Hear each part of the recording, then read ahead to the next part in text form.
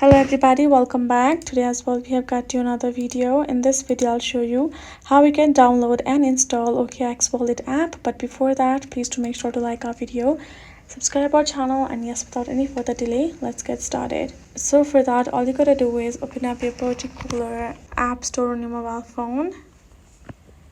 Once you have done that, go to search bar and type in OKX Wallet, and then you will find this particular search result popping on top right away. And then go ahead, tap on this little download icon on the right section. Now downloading and installing is simple. You can do that like you do it to other apps on your phone. So wait until the circle completes. Once it's done, you will find your app on your home screen. Right, once you have done, tap on open and you can use it however you like afterwards.